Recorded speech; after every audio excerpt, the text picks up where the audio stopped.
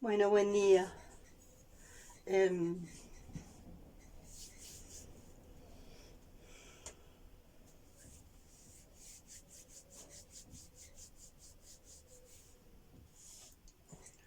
eh, Me está pasando que en la medida en que voy más profundo, mucho más profundo dentro de mí,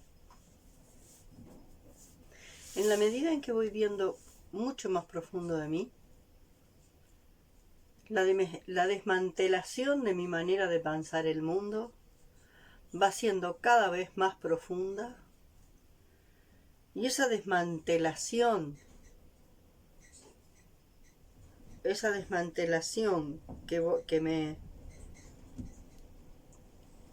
que me va sucediendo, ¿no?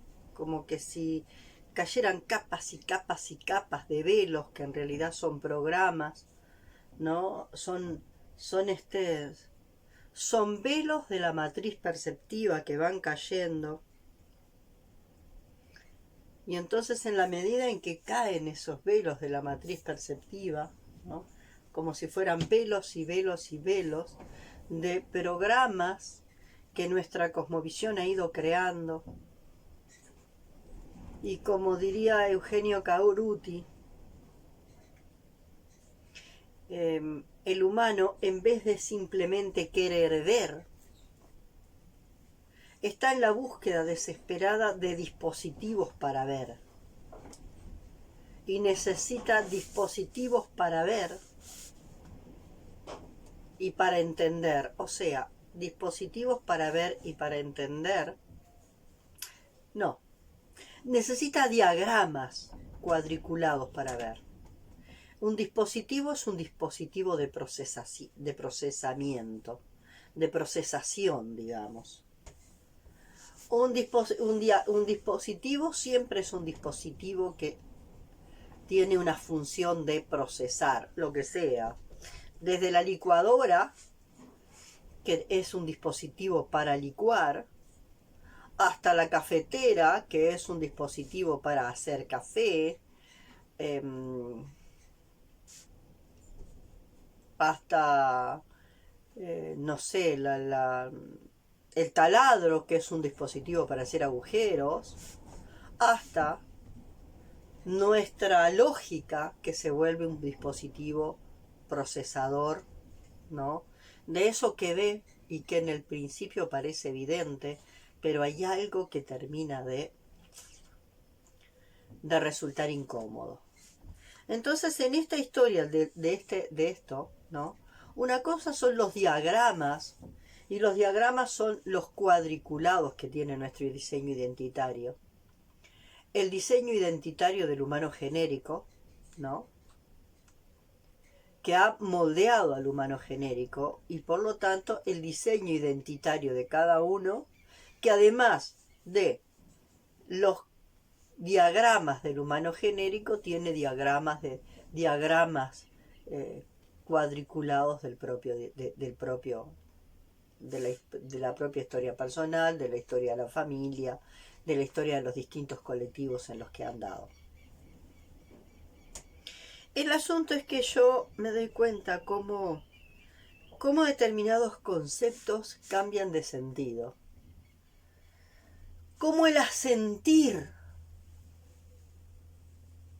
cómo el asentir que de alguna forma al que puede llegar, del que nos puede hablar Hellinger, puede tomar tan diferentes, puede generar tan diferentes comprensiones en las distintas personas.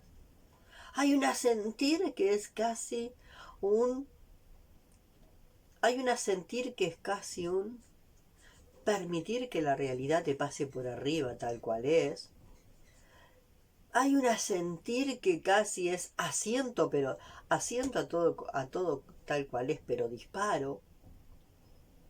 Y ese asiento a todo tal cual es, pero vos quedate donde estás y yo me quedo donde estoy. Ese asentir que parece al principio tan sencillo, o el aceptar de Jeff Foster, que parece tan sencillo, que parece tan simple, resulta que como todo en la vida, rápidamente se complejiza y de un punto salen abanicos, porque de una respuesta salen después infinitas preguntas. Entonces yo he visto cómo determinada gente, ese asentir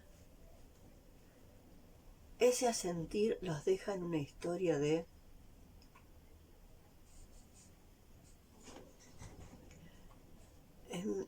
las deja en una historia de asentir a todo lo que es afuera, pero quedan tan tomados para el asentir al contexto que dejan de interpelar el texto y de interpelar el contexto. Como si asentir fuera eliminar la interpelación. Y eso es rarísimo, porque de alguna forma ese asentir que elimina la interpelación te lleva a una paz que en realidad es la tranquilidad de los cementerios. El asentir tiene que estar movido por la interpelación. Primero por autointerpelarse. Asentir es aceptar que eso que está, y es, y tiene licencia de la existencia para existir. Pero que eso que existe tenga licencia de la existencia para existir no quiere decir que yo en ese asentir valide eso que existe porque existe y simplemente lo valide. Entonces, si asentir equivale a validar, nos quedamos en el horno. Entonces, asiento al texto, asiento al contexto. ¿A qué es lo que asiento cuando asiento? Ese asentir de Hellinger o esa aceptación total y plena de Jeff Foster, ¿qué significa? Y ahí depende de dónde estamos nosotros ubicados, ¿no? Y de cuál es la relación que tenemos con el texto y de cuál es la relación que tenemos con el contexto. ¿Tá? El texto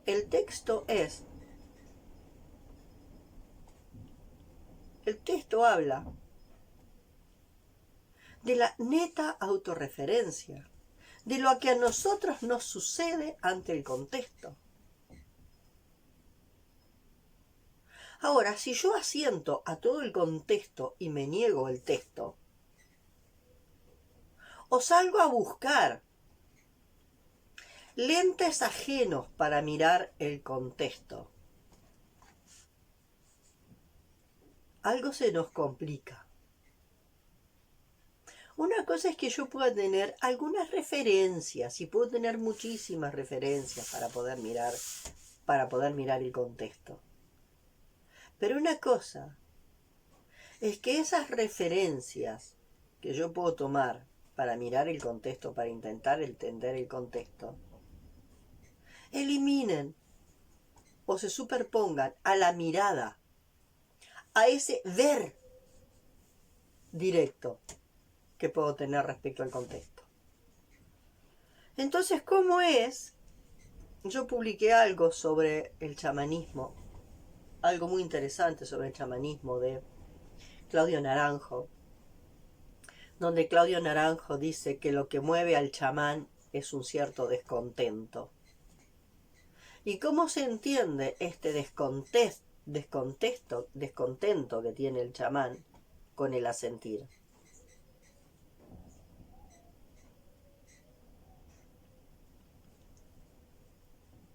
Porque el asentir se termina convirtiendo en un estado de anestesia. Si lo entendemos, si negamos el texto. el asentir se termina volviendo un vale todo. Todo está bien como está, vale todo. Así que ahora yo, que ya me iluminé y soy una gran asentidora,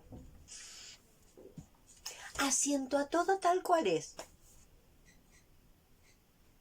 Y como gran asentidora asiento a todo tal cual es. Y en ese asentir a tal cual es, valido, sin darme cuenta, porque no me doy cuenta que el asentir quedó coligado al validar. Valido todo lo que es como es. ¿Y cómo entonces es esto? Que asiento a todo tal cual es, porque por algo es como es, y por algo tiene licencia de la existencia. Pero eso que tiene la licencia de la existencia, en el contexto, me produce descontento. Eso que tiene licencia de la existencia para funcionar en el contexto, ¿tiene licencia de quién? Tiene licencia de la existencia para existir. Pero este texto autorreferente, que también siento pulsar fuerte dentro de mí, este texto autorreferente,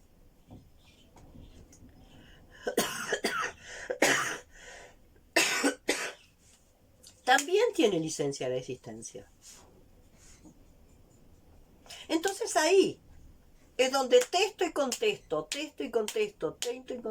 empiezan el proceso dialógico. Y donde cada uno de nosotros está en un proceso dialógico constante entre el texto y el contexto, entre el texto y el contexto. Y no es cierto que en el contexto nosotros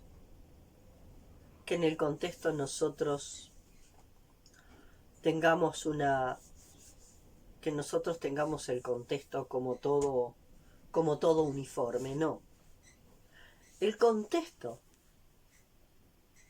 el contexto no es una cosa uniforme. No es como la superficie de un lago. El contexto no es como una superficie de un lago que está siempre inmóvil. Hay lagos que tampoco. Ya saben lo que es eso. Ya saben que me muevo a correr las mosquitas. ¿Se entiende? En el contexto está todo. Y en el contexto, de alguna forma, en ese contexto que está todo, que está lo humano en primer lugar, que sería lo más cercano, y dentro de lo humano están aquellos que sentimos que son los que son más afines a nosotros, pero también están los otros, los que nosotros sentimos que se nos oponen más. Y ahí aparece la figura del benefactor, del aliado y del pinche tirano. ¿Ah? Y no es cierto que en el que nosotros tengamos del contexto humano, ¿no?, todas las relaciones en el mismo nivel. Como un mapa uniforme, estable, no. El contexto, en ese nivel del contexto humano, en ese contexto primario que sería el humano, es un movimiento continuo, es como un mar, que tendrá momentos de más calma y momentos más embravecidos y momentos más serenos y momentos... Pero ese contexto humano es como un mar, que va y que viene, que te sacude, que va y que viene, que también te permite periodos de... Entonces son cosas muy fuertes, porque mirar como uno está programado, observarse a uno mismo y cómo uno está programado y cómo uno desde la programación programa. Tener una mirada para poder verse cómo está programado y cómo uno desde ahí programa. Y cuánto de doloroso es que otro nos muestre los programas y nos ayude a desmantelarlos. Y cómo ¿Cómo es eso, no? Hace pocos días, hace un mes y medio, 2 meses, em, una persona en determinado momento, ¿no? Que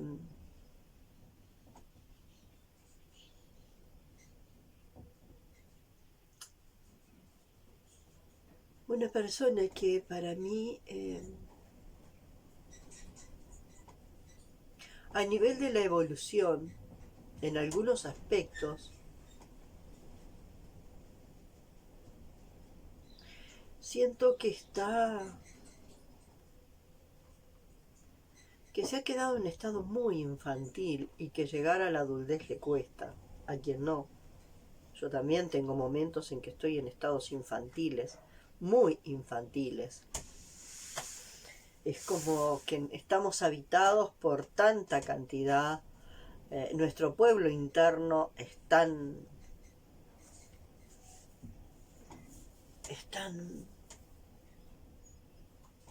vasto y está compuesto por todos nuestros yoes, ¿no? El yo de la almita del momento de la concepción, el yo de las distintas etapas intrauterinas, el yo de... Tenemos un pueblo adentro, ¿no? Que puede volverse recurso, ¿no? Puede volverse recurso en la medida en que nosotros torsionamos elementos, ¿no? De esos yoes, y esos yoes se vuelven recurso, o pueden volverse obstáculos, ¿no? Si nosotros no podemos, ¿no? Entonces la sensación que yo tenía, una sensación rara que yo tenía,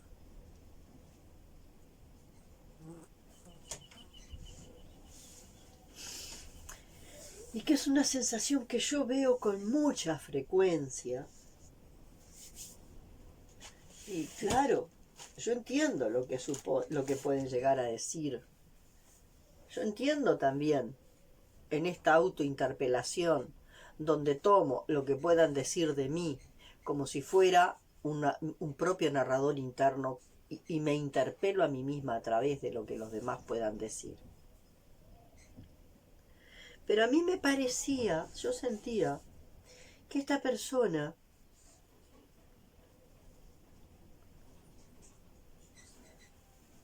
en algunos momentos jugaba a las muñecas con sus nietas. Eh, Jugaba a las muñecas con sus nietas.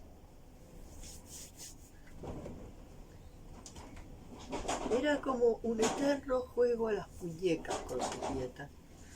Nada más, en ese juego en ese juego a las muñecas, ella creaba el escenario,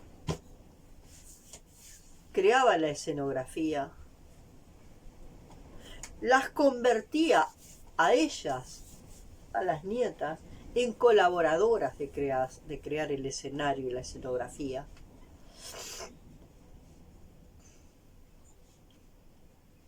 Y entonces armaban un gran teatro donde en ese teatro jugaban a las muñecas, ¿no?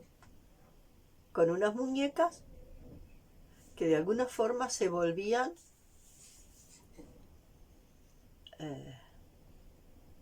personajes dentro de ese escenario y dentro de ese escenario, dentro de esa escenografía, pero donde habían libretos.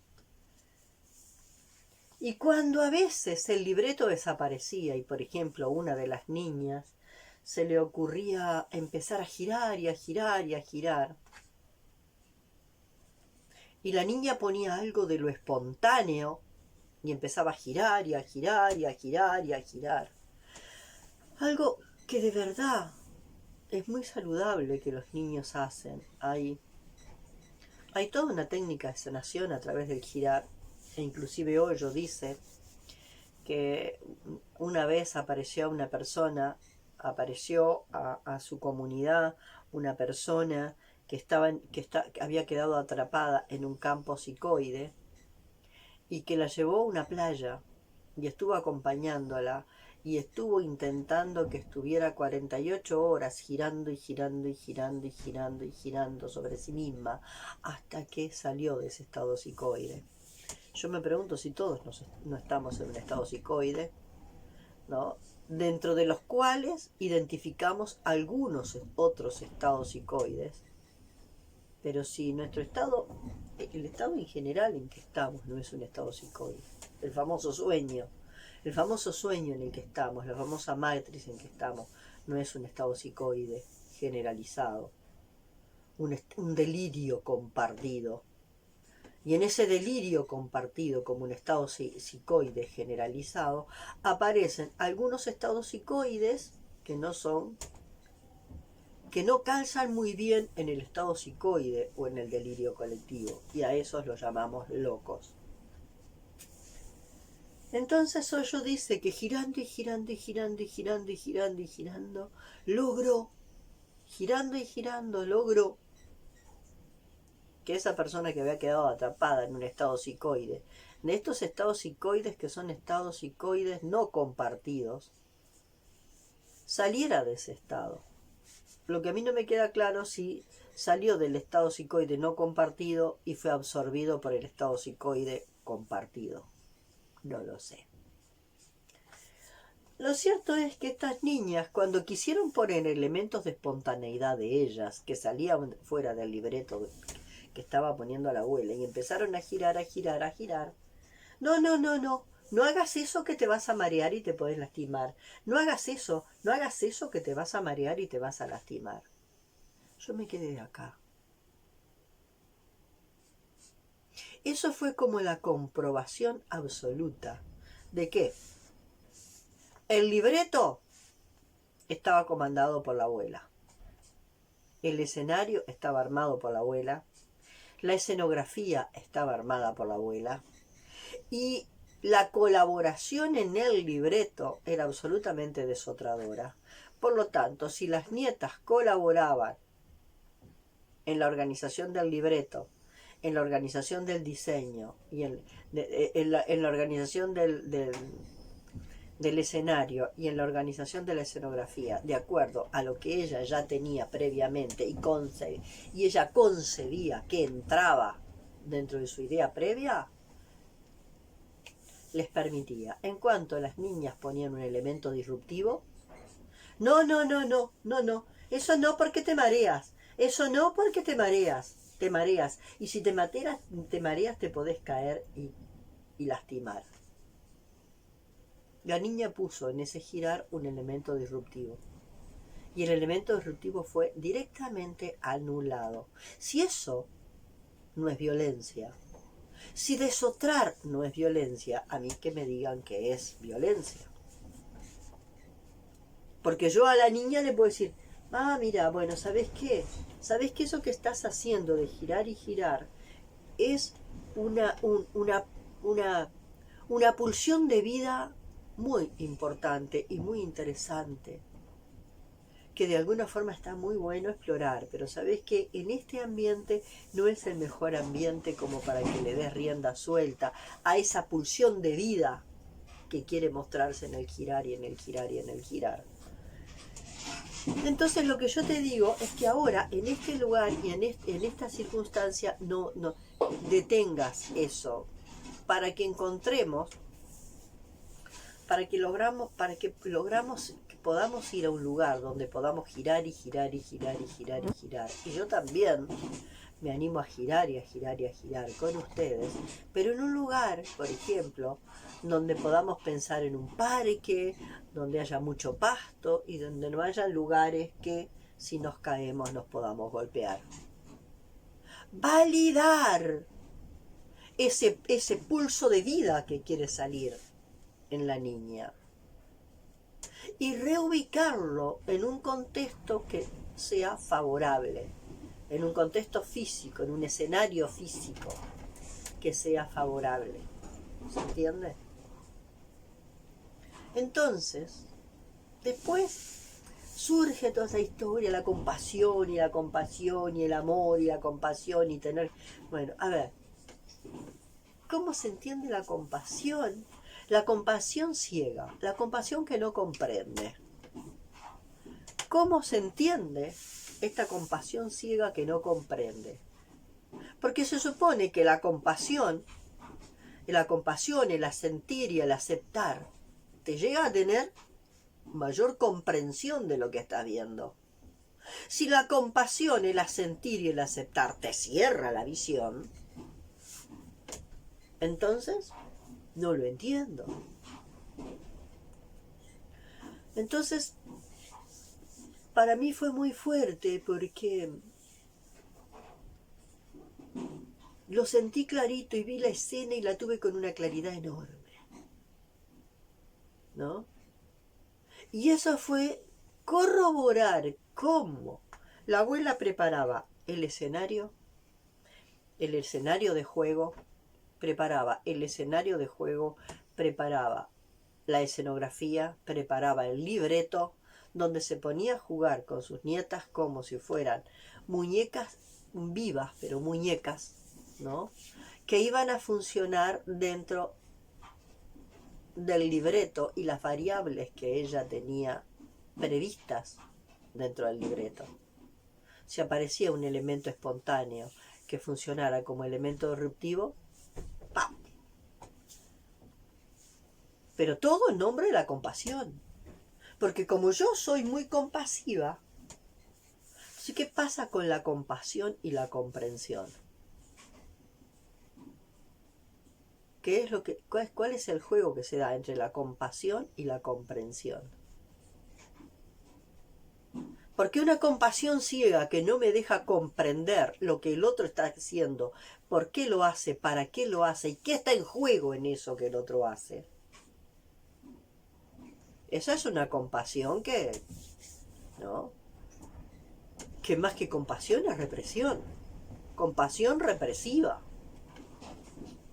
Entonces hay muchas cosas que yo hoy me estoy dando cuenta y que cada vez estoy interpelando más en profundidad porque sigo viendo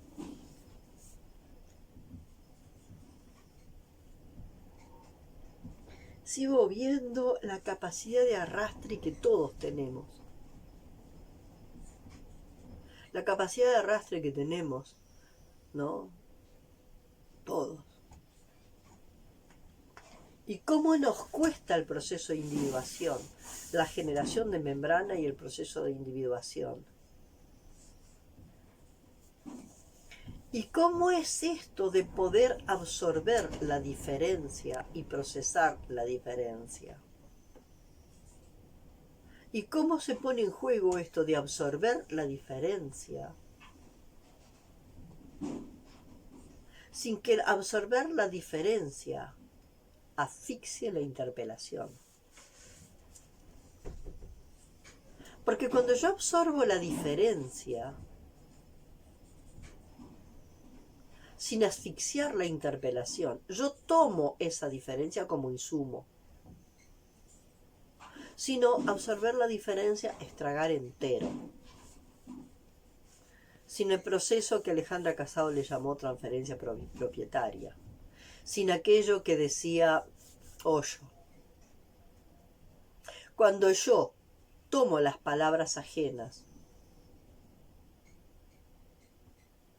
y no las hago propias a través de un proceso de integración de todos los aspectos de mi ser, aquellas palabras las tomé prestadas y son un préstamo, pero no se vuelven mías. Entonces, eso me quedó, ¿no? La capacidad enorme de arrastre que tenemos los unos con los otros. Y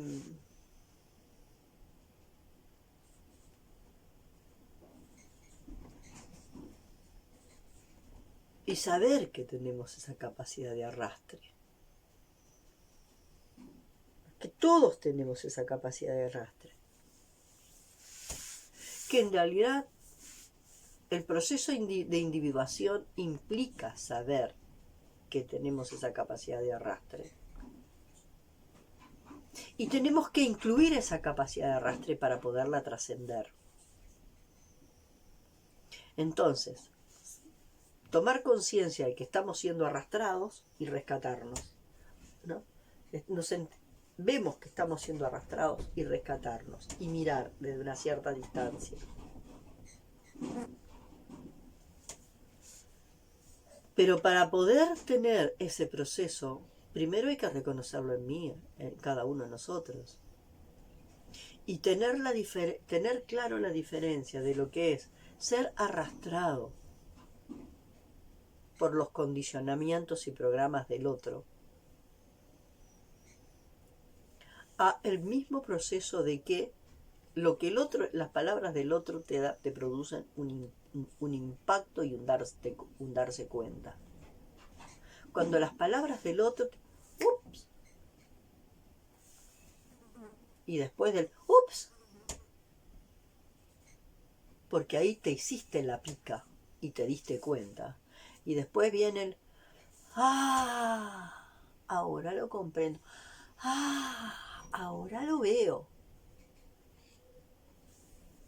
Son como dos instantes. Ups, opa, esto es sorprendente. Y en ese ups aparece una pregunta. Ahora lo veo. Ahora sí lo veo. Ahora lo veo.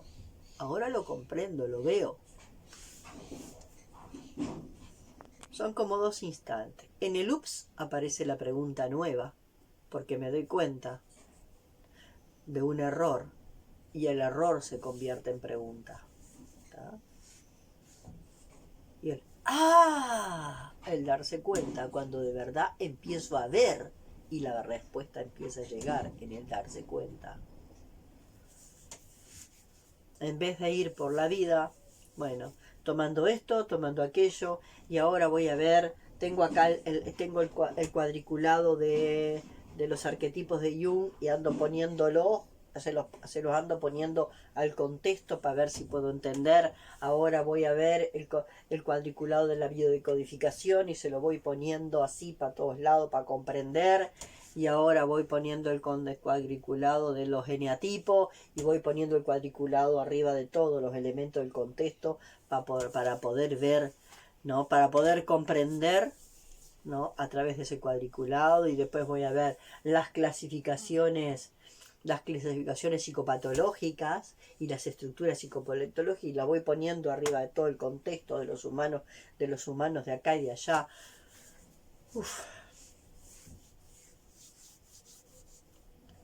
Entonces, yo me doy cuenta que cuando la interpelación empieza a ser más profunda, la autointerpelación empieza a ser más profunda,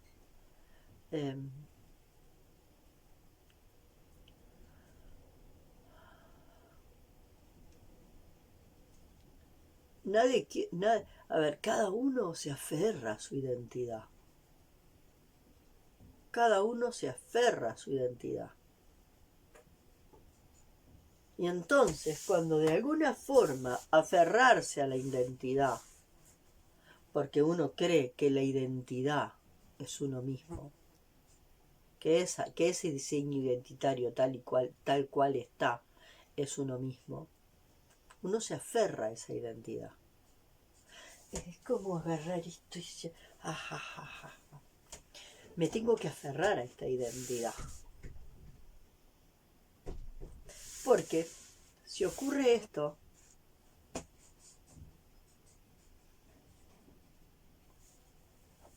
se siente como la muerte.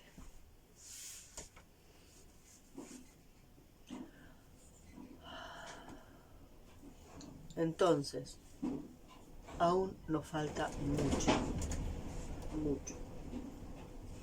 Nos falta mucho para poder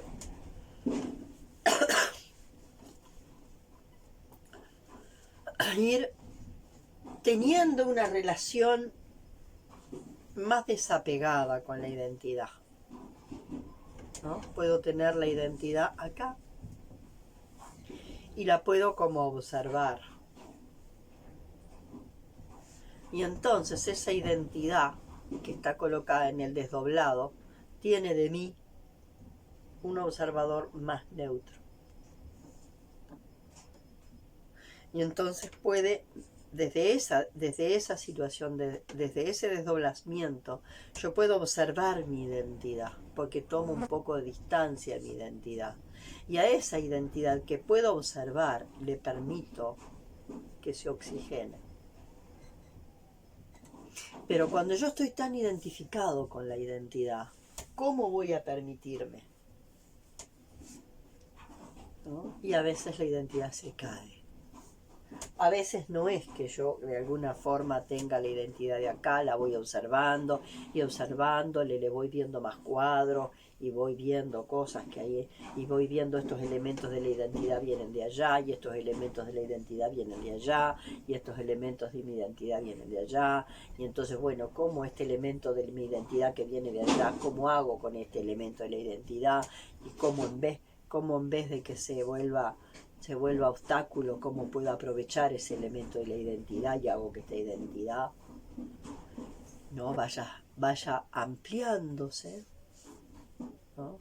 Pero a veces pasa eso, la identidad es esto, se desaparece.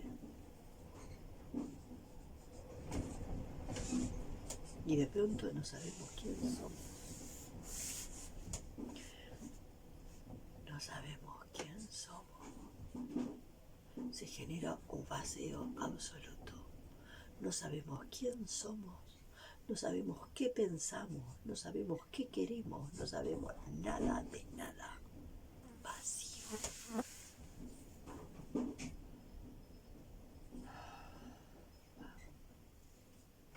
Por suerte, eso dura un instante, o unos instantes, o dura un tiempito, una semana, unos meses, y podemos volver a tomar la identidad.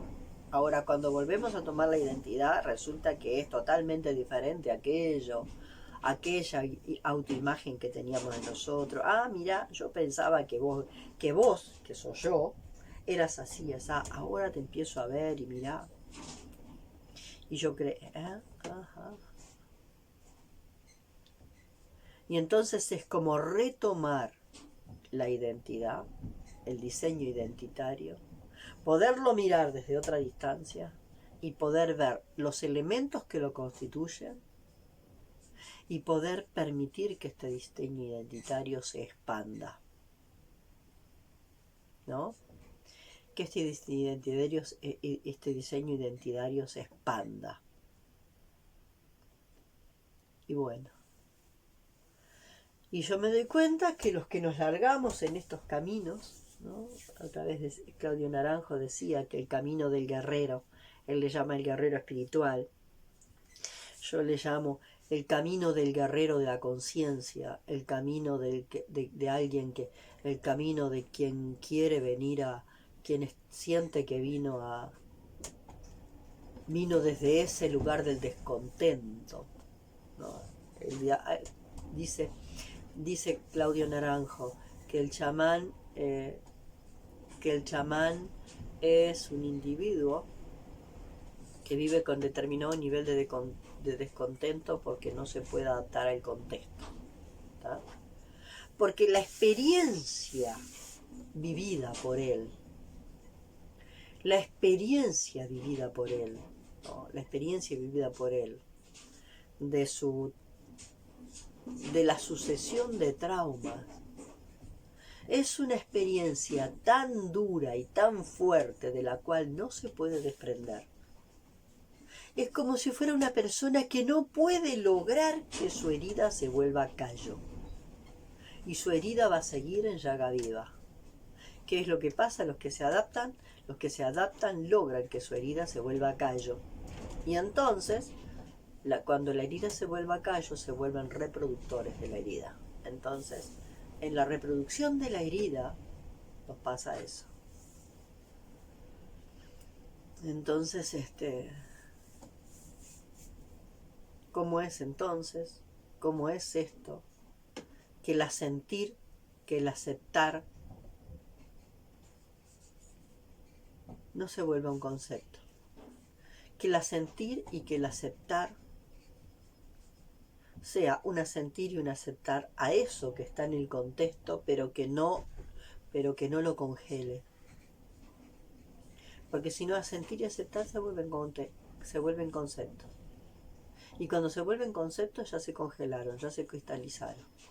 Y ya se volvieron nuestra zona de confort. Porque yo ahora ya asiento a todo tal cual es. ¡Mongo!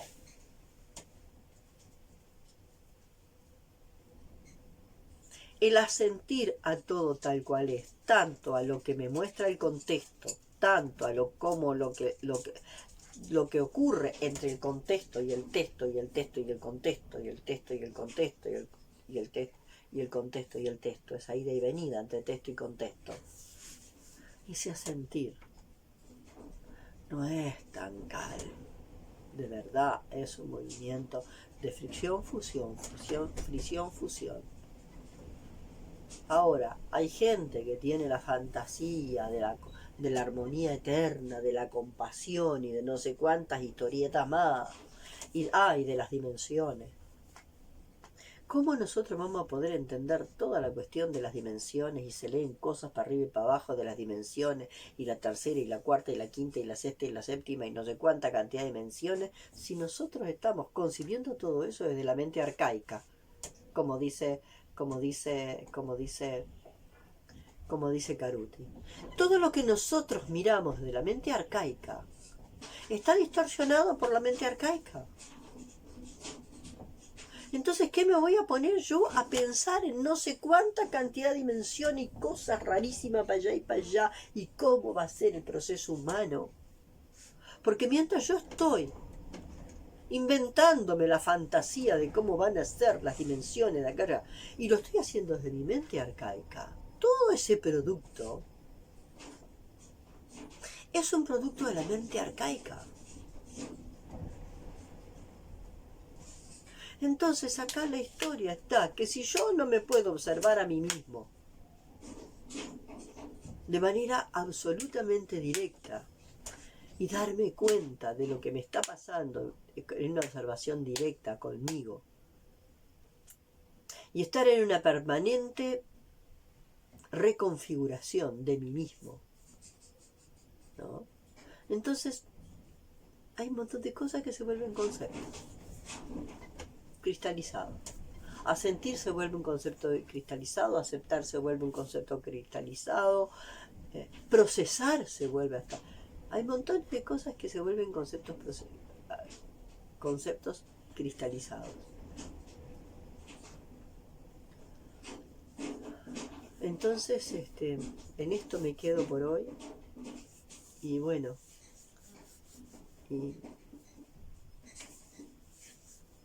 y decirles que de alguna forma, a los que de alguna forma mis videos les lleguen, porque de verdad les tocan en lugares de interpelación profunda.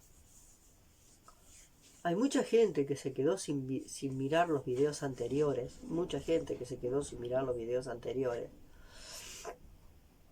cuando YouTube me los borró todos, porque supuestamente yo me había vuelto una enemiga pública número 1 y lo que yo decía era terrible. Bueno, les digo que hay 4 videos que todavía no me los ha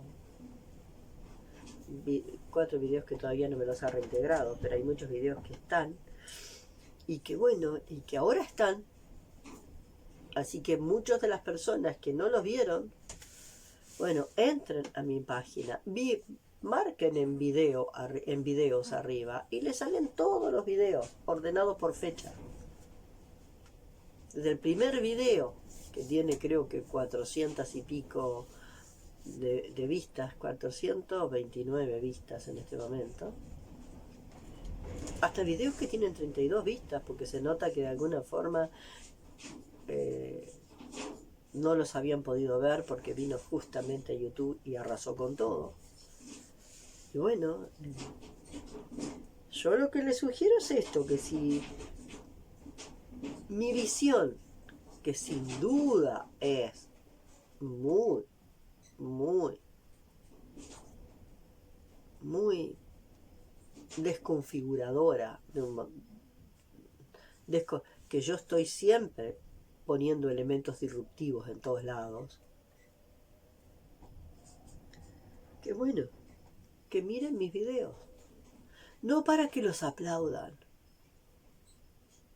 pero como que para que puedan, a través de ellos, si tienen ganas, si les resuenan, hacer sus propios procesos de autointerpelación.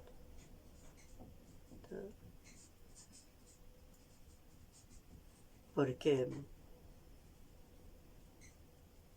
yo vuelvo a decir, como pongo en un video,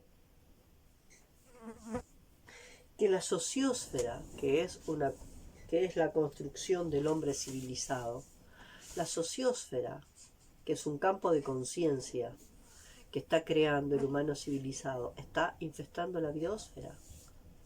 Y nosotros tenemos que ver qué hacemos con esta sociosfera que está cargada de inventos. Y los inventos no son nada más que intentos de ver qué cosa nueva invento para tapar lo genuino que no quiero ver, porque lo genuino que no quiero ver, en el mismo paquete en que viene lo genuino que no quiero ver, viene el trauma. Entonces tengo que inventar algo para qué.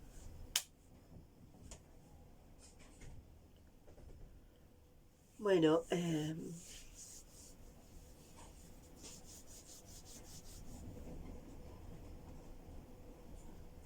he llegado a un nivel de comprensión bastante interesante en este sentido, que lo que de alguna forma está en mi camino no es lo que está en el camino de los otros. Y como yo le decía, hay varias formas de sanar el matrimonio interior, como decía Trigueriño.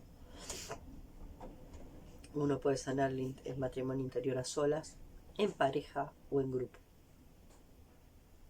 Ya sea a solas, en pareja o en grupo, se puede volver trampa u oportunidad. Sin duda, la forma de sanación de mi pareja interior más importante es en soledad. Yo tengo encuentros breves con los otros, y en los encuentros breves con los otros a mí se me sacude todo de los pies a la cabeza, y se nota que yo también sacudo todo de los pies a la cabeza a los otros, y entonces tengo que tomar mucho tiempo de retirada para procesar todo lo que se me movió de los pies a la cabeza. ¿Ah? Hay parejas que cuando empiezan este proceso son parejas que de alguna forma pueden vivir la turbulencia del encuentro y retirada, del encuentro y retirada, del encuentro y retirada. Y para eso tienen que soltar la idea y fueron felices y comieron perdices y fueron felices para siempre. Tienen que aceptar que la pareja es un espacio de deconstrucción continua, de deconstrucción y reconstrucción. Es un proceso de reconfiguración mutua continua. Y que quien de alguna forma asume estar en un grupo, ¿no? Bueno, ese grupo, si es un grupo saludable, ¿no? También ese grupo tendría que ser un espacio que permitiera a una reconfiguración continua, donde uno no le puede imponer ni a la pareja ni a los otros que conforman el grupo, no le puede imponer el propio ritmo. Es como que en la pareja hay que sintonizar el ritmo, ¿no? Y en los grupos también hay que sintonizar el grupo, el ritmo del grupo. Y después uno a solas continúa con esa autorreconfiguración. Bueno, en mi caso yo tengo instantes de encuentro breves y largos procesos de retirada, donde ahí en la retirada proceso. Entonces no hay un ermitaño absoluto, en ningún momento hay un ermitaño que sea un ermitaño absoluto. Porque el ermitaño, aunque no esté con un otro real, está con un otro simbólico todo el tiempo. Entonces, Hoy en día el ermitaño de este tiempo se reduce a tener poco encuentro, pero muy intenso, poco encuentro con los otros, pero muy intenso, y una retirada, donde necesita tiempo para poder procesar lo que se dio en el encuentro. Poco encuentro, muy intenso y profundo, y mucho tiempo retirada, donde cada uno tiene que procesar profundamente lo que se produjo en el encuentro. Nosotros veníamos de relaciones donde había mucho encuentro, mucho encuentro, mucho encuentro, y donde en realidad en ese encuentro había más uno que desotraba al otro, y muy poca retirada.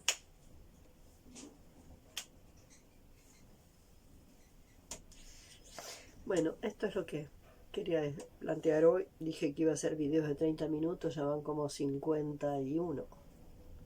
Pero bueno, una cosa va enganchando a la otra.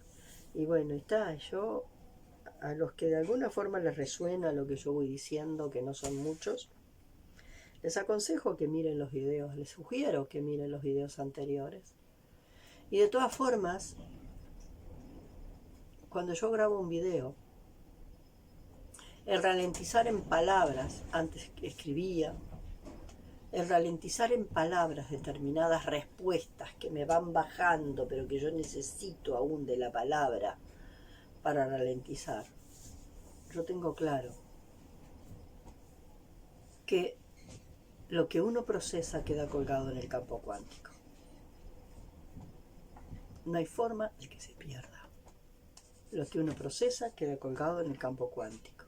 Entonces nada se pierde, nada se destruye, todo se reconfigura permanentemente, y entonces el proceso de cada uno no se pierde jamás, siempre va a quedar colgado en el campo cuántico. Bueno, hasta la próxima. Y les reitero, si se suscriben a mi canal y quieren empezar a mirar los videos desde el primero, por allá, de los primeros días de febrero del 2020 en adelante, quizás puedan ir comprendiendo muchas cosas de las que estoy hablando ahora, que quizás todavía no comprenden, porque sin duda que ha habido ha habido un proceso evolutivo en lo que yo voy contando. Y también es cierto que si hoy miro alguno de esos videos, algunas cosas ya yo no las veo igual, por aquello que dice Hellinger, de que la verdad está en movimiento. Pero sin embargo, aunque ya no las vea igual, igual me sirven como insumo para procesar cosas. Bueno, hasta el próximo. Nos vemos.